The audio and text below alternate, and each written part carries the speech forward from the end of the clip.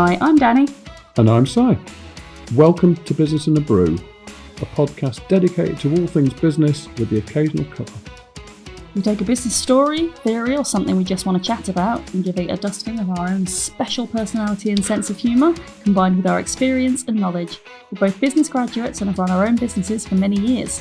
We can't wait for you to listen. Hello. You can't wait on a podcast. Oh, what? Wait. Yeah, because no one can. I bet it's to you, though. That's true. At least I reply. Hi. Yeah. What you need? What are you telling me? Well, you know, it seems it's a kind of recurrent theme, isn't it? That denial, corporate denial. The really long river. The what? The really long river. Oh. No, sorry. Yes, I gave denial. you that. You did. You walked into it as well and didn't even notice it coming. So that thing about corporate denial, it kind of comes up in a number of our episodes. Yes, because it's one of your favourite hobby horses. It's something better to deny than to admit, because admitting or changing something once you've discovered it harms people, actually makes you culpable effectively. But it's a particularly insidious and revolting practice. Revolting? Because often they all get found out in the end and they all end up having to pay out. So they still deny it though, I know. Even when they get found out. That's like when you confront a toddler and they're like, I didn't eat that thing, even though they've got chocolate all around their face. Don't know what you're talking about, wasn't me? Someone else took it. Yeah. Is it like a natural reaction? It's kind of like because the first thing they do is it's the corporations, but they go the to man. they go to the first thing they do is go to the lawyers. Right. How exposed are we? Well, right. Okay. First thing is deny everything. Plead the fifth. What do we talk about? Yeah. It's so tiresome though, because the no smoke without fire thing, the finger of blame, all of this. The people who have been affected know who's responsible for it. Wouldn't it be refreshing to have a corporation turn around and go, do you know what? We just made a massive mistake. We really did screw up. We're really sorry about it. And just think about maybe stopping some of the damage it would do to their own brand before going through the lying and the obfuscation. But that's also an interesting question, isn't it? Because we've talked about different brands before that have been through crises, have denied, have been found out, and yet it seems to have no discernible impact long-term. Short-term it does.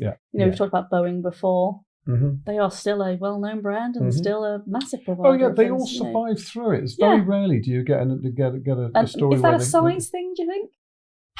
There's a level at which you can no longer survive, a level of crisis at which you can no longer survive. But I'd be hard-pressed to name a corporation that hadn't been through a scandal of this like that and not survived. Yeah. I mean, you get silly examples. You get people who make silly mistakes, and you get people who fundamentally do not change their business correctly. But like mistakes, like the Ford Pinto we've talked about before, the engineering, Boeing with the manoeuvring capability of up and down. Yeah, the hip replacements. Yeah, the fundamental issues that everyone's like, not sure it was me. Yeah. Maybe it was that person's fault. McDonald's. And that woman who severely burnt herself on coffee. Yeah. Well, she shouldn't have been drinking coffee. Actually did really burn herself badly. Yes, yeah. And the mockery that was made of it. It's just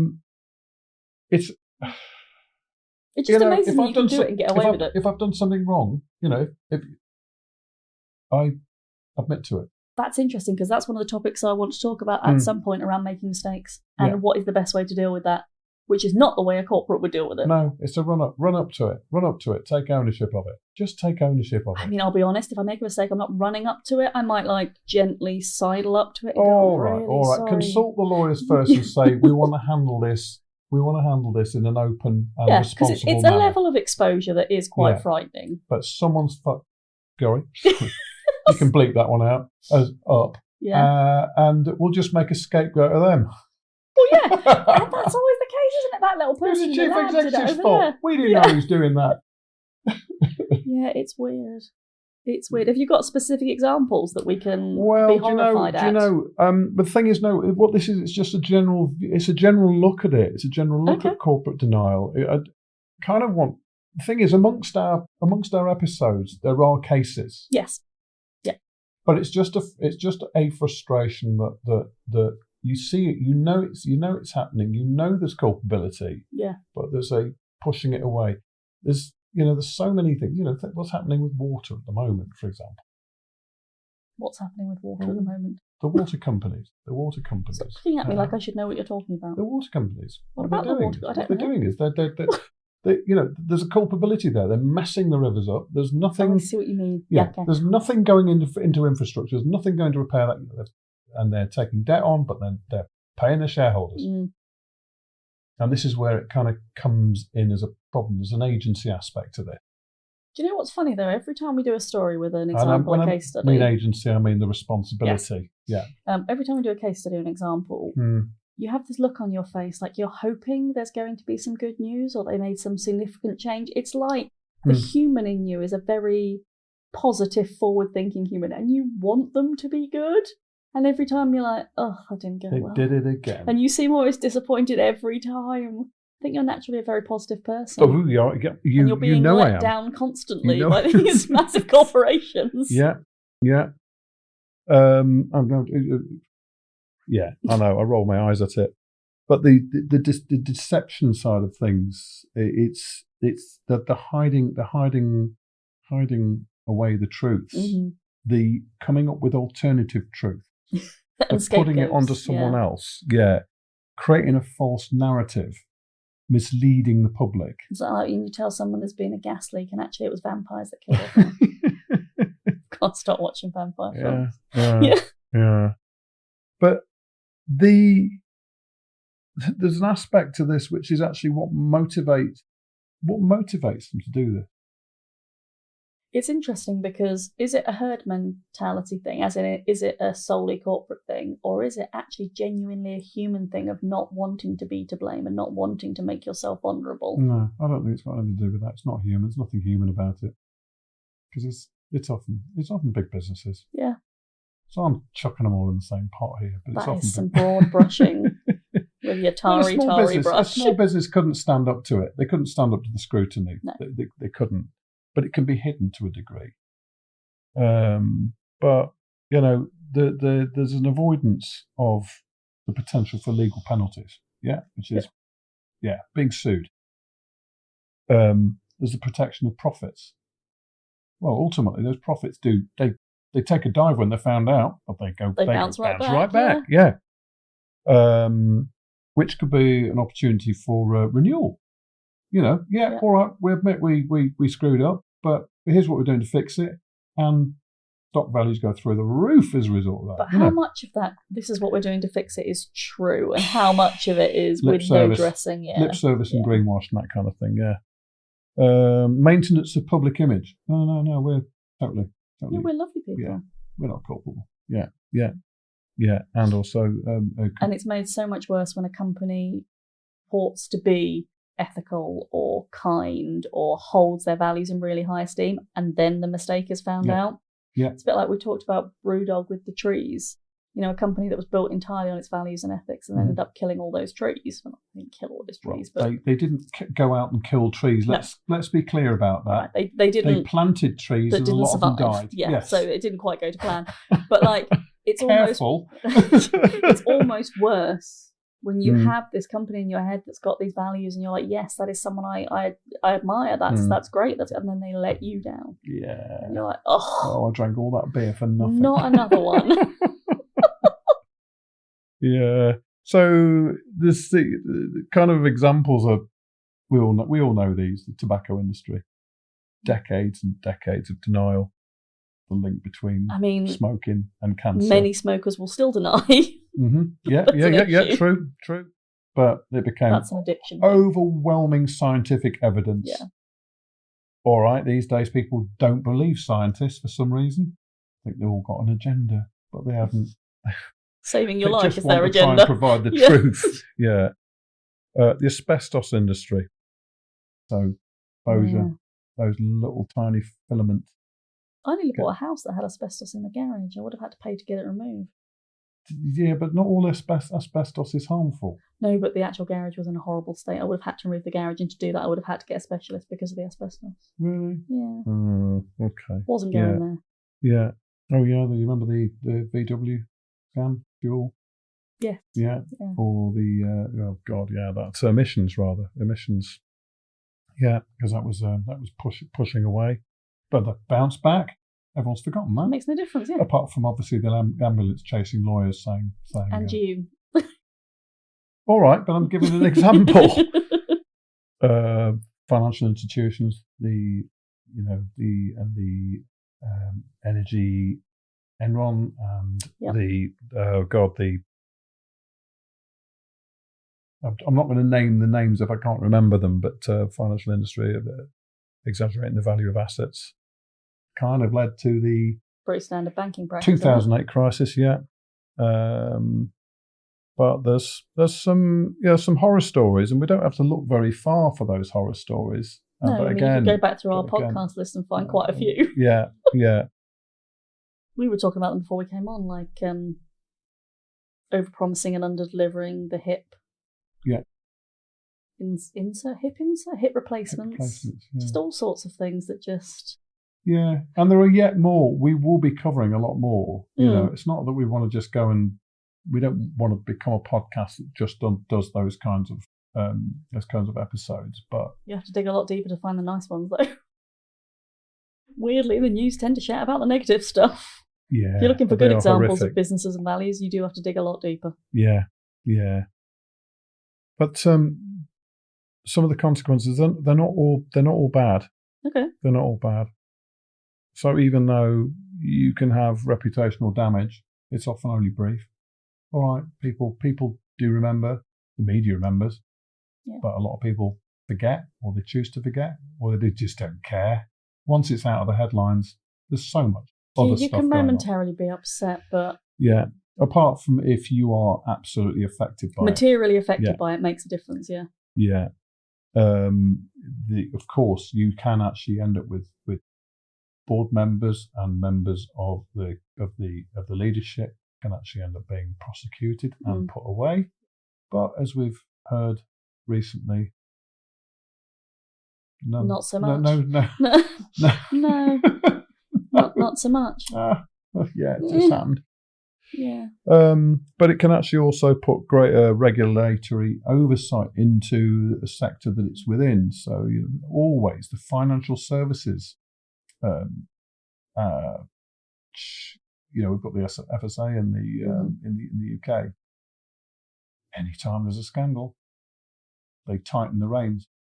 Every time they nip it closer. As the regulation authority, the reins should have already been pretty tight. Should have perhaps been anticipating that some of this should happen. But the thing is, people are so wily, and certain dodgy business people are always looking. You're going to find that way. You're going to exploit the gap. Yeah, they're going to look for the exploitation point. Yeah. In the armour. Yeah, exactly. And it can then lead to skepticism by the public. But actually, when you've got a public that actually, the skeptics are only the ones that do the thinking. And we've got short-term memories. We do, but there's an awful lot of people that just don't care. So I think, Do you remember when Super Size Me came out, the documentary about the guy who lived off of fast food? I do. I read the book originally as well. So for a while, people were going, I don't think I should touch fast food, see the impact it had on that guy. Realistically, how long did the halo effect of that last? I've always coveted a luxury handbag. That's one of my aims in my business. It's on my vision board. I do actually Your have actual vision board. Shut up. Love it. Got a Mercedes on there as well. Love it. I used to have one, I got nicked. But ever since we did the luxury one, it's made me think, I really want a brand that's overselling itself and not really delivering what I wanted to deliver. It puts me off Dior. But how long realistically is that going to last when I see a really nice one in a really pretty shade of pink? Human beings, we don't have long memories for that kind of stuff. No, we don't. We put a grudge behind us. We want convenience, we want nice things, we want all this stuff. So, yeah. Yeah, well, a lot of this stuff isn't actually about that, is it? Because, all right, you've got a bag maker. Yeah, so what? They produce a nice bag, but it's not as if they're not breaking any laws. People aren't dying. People aren't... Well, I think they are in their sweatshops, but... Careful. In their potentially less than maximum minimum wage manufacturing facilities. Okay. And we're not naming any names. Oh, no. So, what you aren't, to be clear. Yeah, but I think largely the world forgets very quickly. Yeah. It's kind of behind, done with, dealt with. There's nothing we could do. Tomorrow's chip shop paper. Yeah, that's true. Because it's moved so fast. Mm-hmm. But the other thing is everything is sensationalised. Yeah. So because everything is sensationalised, everything you read, you're a little bit like, really? Is it that bad? Well, another sensation. Yeah. Oh, I've already forgotten about the last one. Well, that's the thing. You read so many of them, they lose their... It's a little bit like, I imagine, I wouldn't know, if you're in the police and you see a cadaver, that's going to be disturbing the first time, but you're going to become desensitised to it. Absolutely. I think to a degree we've become desensitised. Corporates just behave badly. Big business just do bad things. That actually is a really good point, because that actually is becoming just a basic, almost a basic tenet of being corporate. You are ultimately the devil. You're screwing the planet up. Yeah.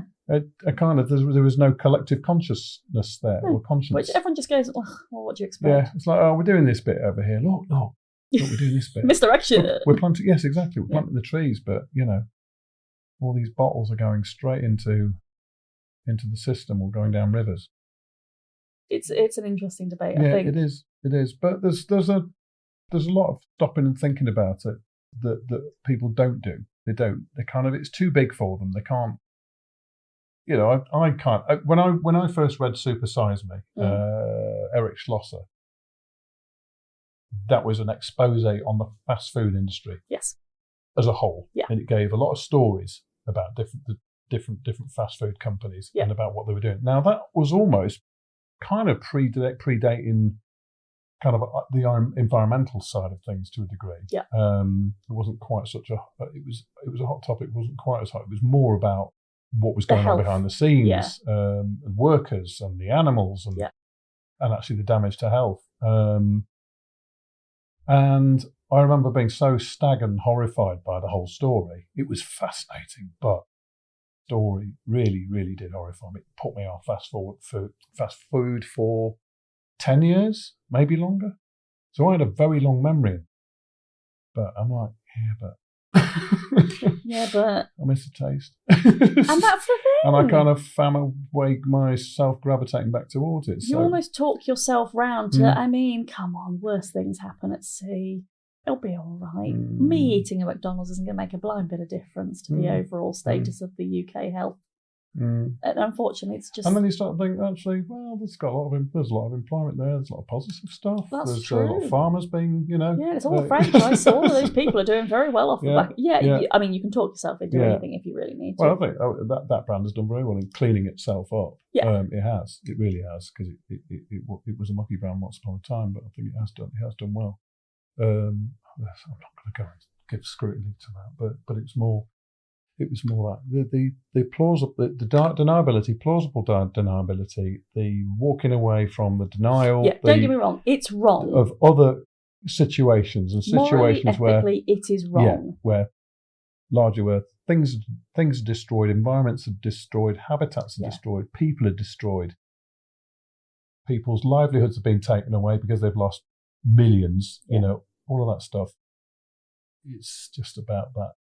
It is, but on this level, this academic level, if you like, this discussion level, I know that is wrong. Mm-hmm. But there is another level of me that's like, they all bloody do it. Is one any worse than the other? Followed by I still need to eat. Yeah.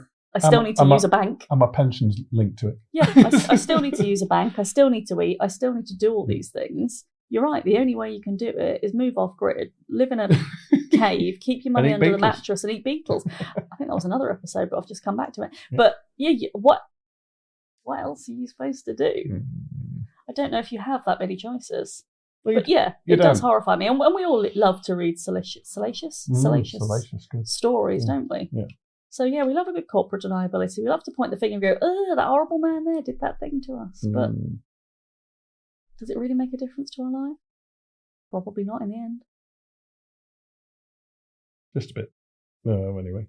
It's just a bit grubby, isn't it? It is grubby. That's grubby, it. Yeah. No, I feel grubby because I'm forgiving it almost when I don't want to forgive it. Yeah. I'm sorry, Agreed. I feel grubby. Agreed. Yeah. Well, I think that's enough, but I think you and I both know that we can kind of rise above it and actually just kind of leave it alone. But it's grubby. It's just it is a whole grubby thing there. Yeah. Stop being grubby. I'm going to wash my hands now. Yeah. All right. Thanks.